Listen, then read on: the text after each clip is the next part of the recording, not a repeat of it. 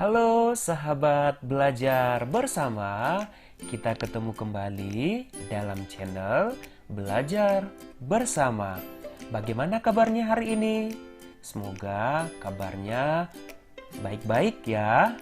Oke, pada video kali ini kita akan belajar IPS materi kelas 9 semester ganjil, yaitu bab 1 interaksi antar ruang benua Asia dan benua lainnya. Baik, apa ya yang kita pelajari pada video kali ini? Penasaran kan? Karena kita akan belajar mengenai benua yang ada di dunia. Yang pertama, kita akan belajar letak dan luas benua Asia dan benua lainnya. Kemudian kita akan belajar kondisi alam dan dinamika kependudukan negara-negara di dunia. Yang ketiga, pengaruh perubahan ruang dan interaksi antar ruang di benua Asia dan benua lainnya. Kita lanjut ya, materi yang pertama, letak dan luas benua Asia dan benua lainnya. Baik, kita amati gambar berikut, yaitu letak dan luas benua Asia dan benua lainnya. Kita amati dalam gambar berikut, ada 5 benua besar yang sudah dihuni oleh manusia. Yang pertama, ada benua Amerika. Benua Amerika, jika kita lihat letak astronomisnya, berada 170 derajat bujur barat sampai 35 derajat bujur barat dan 83 derajat lintang utara sampai 55 derajat lintang selatan. Kemudian, seberapa besarkah luas benua Amerika berikut? Ya, luas wilayah 42 juta kilometer persegi. Itu ya letak dan luas benua Amerika. Kita lanjut ke benua berikutnya, yaitu benua Afrika. Benua Afrika dijuluki juga sebagai benua hitam, karena memang pada umumnya penduduknya berkulit hitam. Oke, letak astronomis daripada benua Afrika terletak 35 derajat lintang selatan sampai 37 derajat lintang utara dan di antara 17 derajat bujur barat sampai 52 derajat bujur timur. Oke, lalu luas Afrika itu, benua Afrika seluas 30,29 juta kilometer persegi. Ayo, gimana kalau kita bandingkan benua Amerika dengan benua Afrika? Mana yang lebih luas? Ya, benar, yang lebih luas adalah benua Amerika. Ayo kita terbang sekarang ke benua Eropa. Letak astronomis daripada benua Eropa yaitu 35 derajat lintang utara sampai 80 derajat lintang utara dan 9 derajat bujur barat sampai 60 derajat bujur timur. Begitu ya letak astronomis benua Eropa. Lalu seberapa luas ya benua Eropa tersebut? Kalau kita lihat dari peta tersebut, luas wilayah benua Eropa yaitu 10,35 juta kilometer persegi. Kita lanjut benua Asia, di mana disinilah kita berada atau Indonesia termasuk kepada benua Asia. Letak astronomisnya yaitu 80 derajat lintang utara sampai 11 derajat lintang selatan dan 26 derajat bujur timur sampai 170 derajat bujur timur. Luas wilayah benua Asia yaitu 44 juta kilometer persegi. Cukup luas ya jika dibandingkan dengan benua-benua yang lain.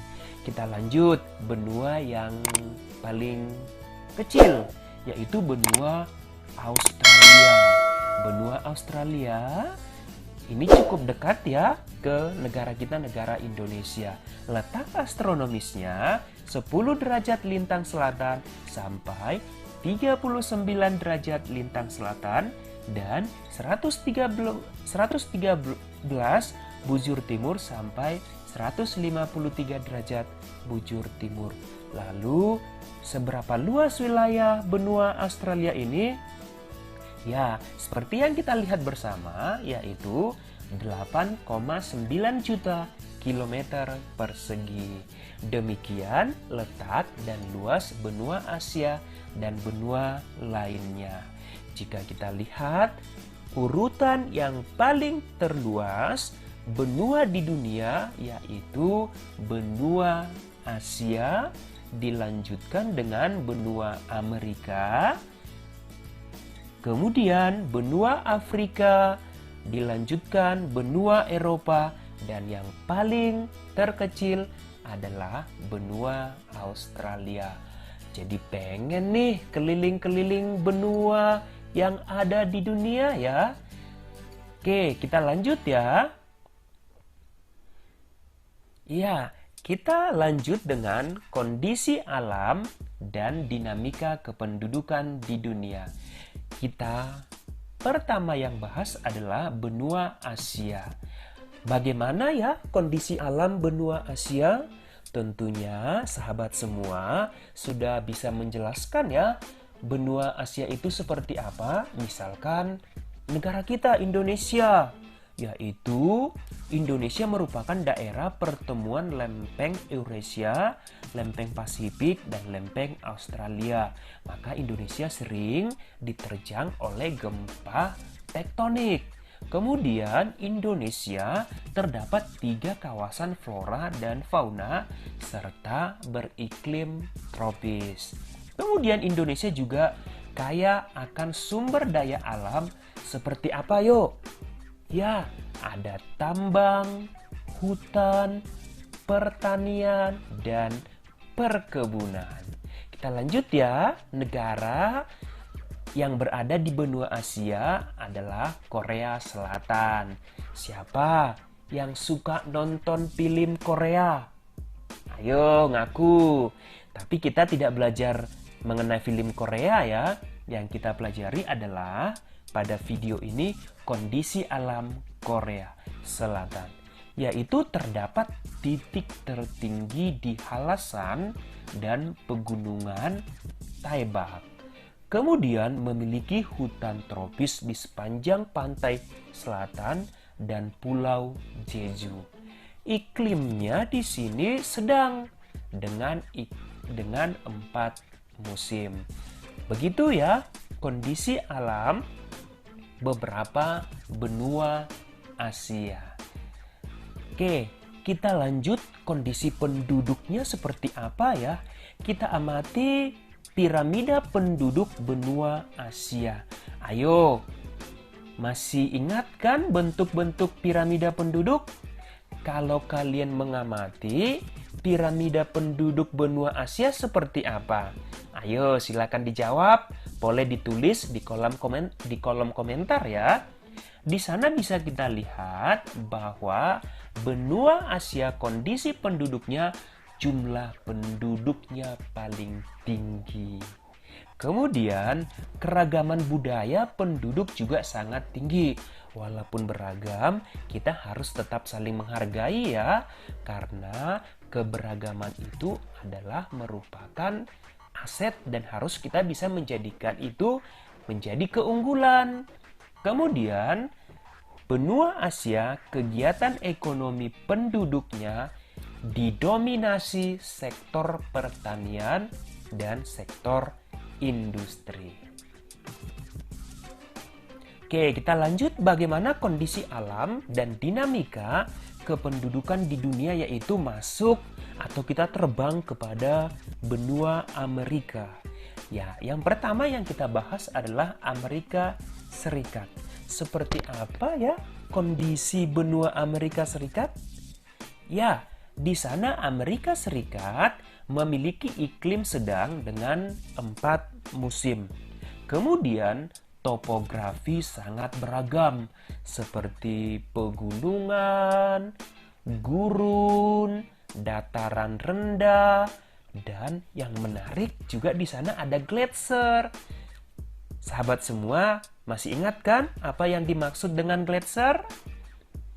Kemudian, kenampakan alam yang terkenal di Amerika Serikat ada Sungai Mississippi.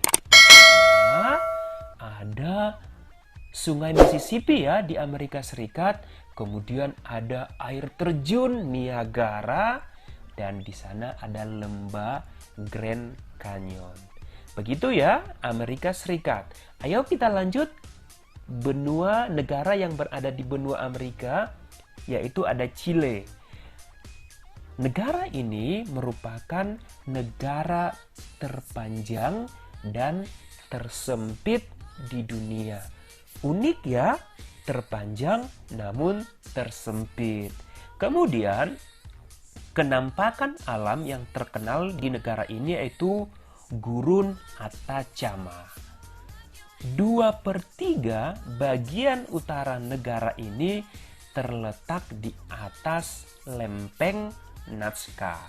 Begitu ya kondisi alam benua Amerika. Masih tetap semangat ya. Kita lanjut kepada dinamika kependudukan di benua Amerika. Kita lihat ada 2 negara di sini, negara Amerika Utara dan Amerika Selatan. Kita amati ya bagaimana bentuk piramida penduduk di sana. Kita pertama lihat negara Amerika Utara. Di sana, di benua Amerika Utara ini didominasi oleh negara-negara maju seperti Amerika Serikat dan Kanada. Kemudian kalau kita amati piramidanya juga laju pertumbuhan penduduknya rendah ya. Kemudian perkembangan teknologi juga sangat maju di Amerika Utara. Kemudian kita lanjut kepada Amerika Selatan. Yuk kita amati seperti apa kondisi kependudukannya.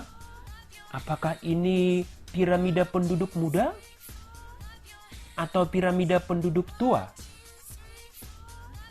Ya, kalian benar. Ini hampir mirip seperti piramida penduduk muda ya. Di mana di Amerika Selatan, kegiatan ekonomi kependudukannya didominasi oleh sektor pertanian. Hampir mirip ya kondisi kependudukan di Indonesia atau di benua Asia. Kemudian dikenal sebagai wilayah Amerika Latin. Kondisi perekonomian beberapa negara relatif stabil. Oke, sekarang kita lanjut kepada benua hitam, yaitu benua Afrika. Yang pertama yang kita bahas kondisi alam negara Mesir. Negara Mesir terletak di kawasan Afrika Utara. Sebagian besar berada di daerah subtropis, cenderung kering atau arid. Kemudian kalau Mesir ini dilewati oleh aliran sungai Nil dan terdapat pegunungan Sinai. Sebagian besar Mesir tertutup lapisan batuan gamping. Kita bahas kembali negara yang berada di benua Afrika yaitu Nigeria. Nigeria ini sama iklimnya dengan Indonesia, yaitu iklim apa yo? Ya, kalian benar, yaitu beriklim tropis. Nigeria terdapat kenampakan berupa gurun pasir, padang rumput, kemudian gunung batu, dan di sana ada juga rawa-rawa. Di Nigeria kita temukan Sungai Niger. Oke, kita lanjut kondisi kependudukan daripada negara atau negara-negara yang berada di benua Afrika. Wah, kita lihat piramida penduduk benua Afrika ini bagaimana kira-kira? Sangat tinggi ya angka kelahiran di sana. Jika kita lihat jumlah penduduk besar dengan tingkat pertumbuhan penduduk yang cukup tinggi. Kemudian persebaran penduduk juga tidak merata. Di benua Afrika juga banyak permasalahan penduduk berupa kesehatannya, perekonomiannya, dan tingkat pendidikan rendah. Jadi di benua Afrika tingkat pendidikannya masih sangat rendah ya, dan di sana tingkat kelahiran juga sangat tinggi. Kita lanjut ya, masih semangat ya. Sekarang kita terbang ke benua Eropa. Wah, benua Eropa ini cukup unik ya. Oke, kita lihat kondisi alam benua Eropa. Yang pertama kita bahas adalah negara Inggris. Ayo, siapa yang bercita-cita sekolah ke Inggris? Ya, pasti ada ya. Oke, di sini negara Inggris dipengaruhi arus laut panas yang sejuk dan basah. Kemudian Inggris juga daerah iklim subtropis. Inggris juga terletak di dangkalan Eropa sehingga menjadi pulau kontinental ya. Oke, kita lanjut negara yang berada di benua Eropa selanjutnya yaitu Prancis. Ayo, Prancis dijuluki sebagai kota apa yuk? Oke, dan menara apa yang ada di Prancis? Ayo silakan dijawab. Ya, betul. Sebagian besar daratan di Prancis merupakan dataran rendah. Kemudian di Prancis kita temukan cekungan yang dikenal sebagai Masif Sentral. Oke, kita lanjut kondisi kependudukan di benua Eropa. Wah, kalau kita lihat gambarnya kok banyak usia tua ya? Apakah di benua Eropa banyak orang tua? Kita amati yuk piramida penduduk benua Eropa. Kalau kita lihat angka kelahiran di sana cukup rendah. Jadi di benua Eropa terjadi fenomena aging population. Di sana banyak orang tua karena tingkat kelahiran rendah dan tingkat kesehatan juga cukup baik. Kemudian di benua Eropa ini banyak negara-negara maju. Begitu ya kondisi kependudukan benua Eropa yang cukup menarik. Mudah-mudahan suatu saat kita bisa jalan-jalan ke benua Eropa. Oke, kita lanjut kepada benua yang paling kecil, yaitu benua Australia. Kalau kita lihat benua Australia kondisi alamnya terdiri atas 3 zona ya, yaitu ada dataran rendah tengah, dataran tinggi timur, dan plato barat besar. Iklim di sana iklim tropis, subtropis, gurun, dan iklim laut sedang. Di sana juga terdapat kenampakan The Great Barrier Reef ya. Kemudian ayo, siapa yang tahu fauna khas Australia? Fauna yang memiliki kantong. Ya, benar. Ada yang namanya kanguru. Makanya benua Australia dijuluki juga sebagai negara kanguru. Oke, kita lanjut belajar kondisi kependudukan benua kanguru tadi ya.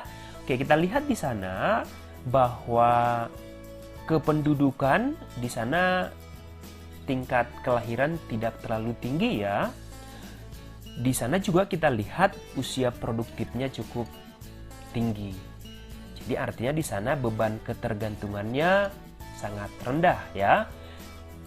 Benua Australia dipengaruhi kedatangan bangsa Inggris pada abad ke-15. Perekonomian didukung sektor pertanian, perkebunan, perindustrian, dan jasa. Kemudian tadi seperti yang dijelaskan bahwa di benua Australia pertumbuhan penduduk sangat lambat. Begitu ya kondisi alam dan kondisi kependudukan benua Australia. Oke, kita lihat di sini.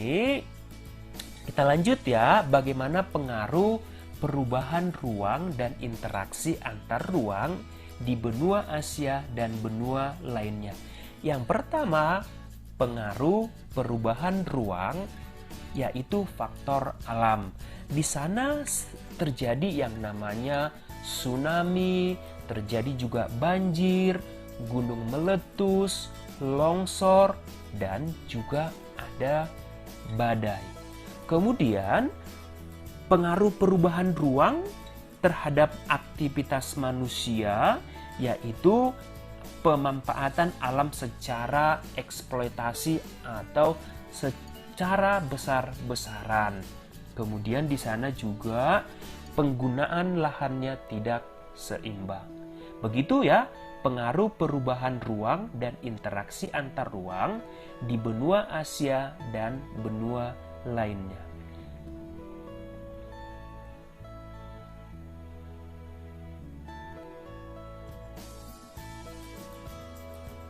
Oke, kita lanjut bagaimana pengaruh interaksi antar ruang benua-benua di dunia.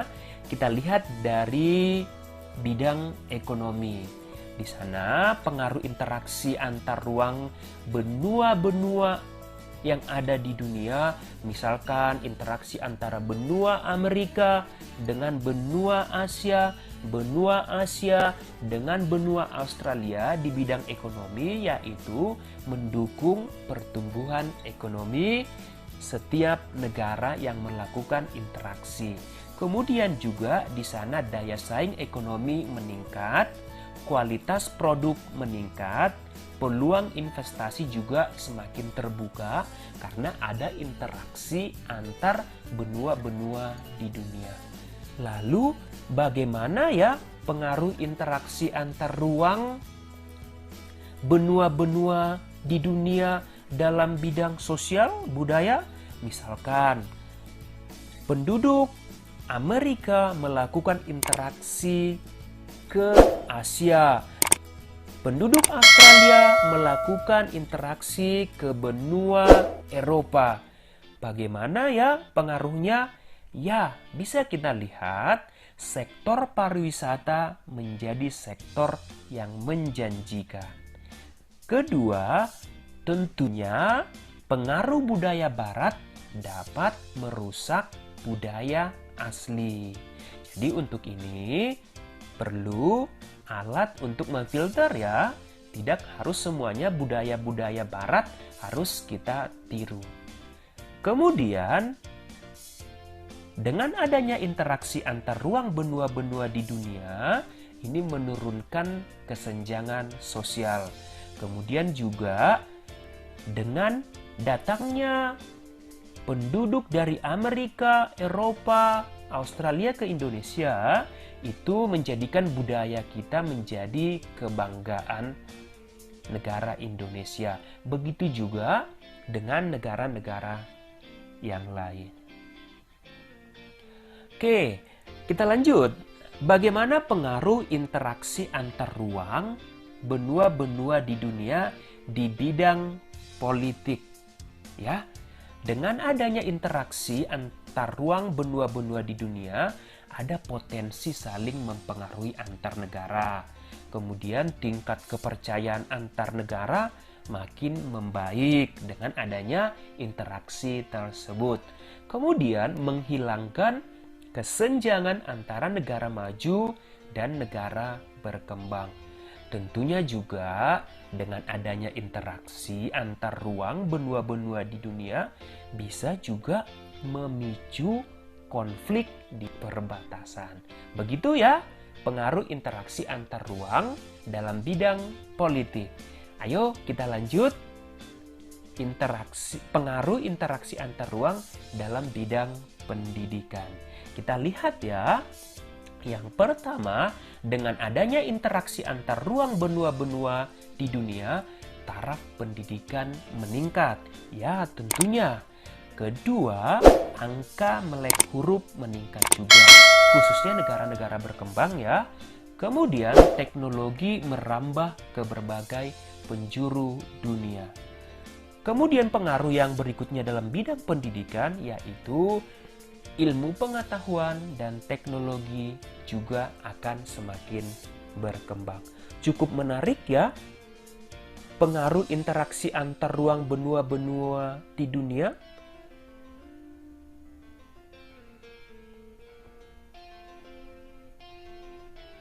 Baik, demikian materi kita pada video pembelajaran kali ini.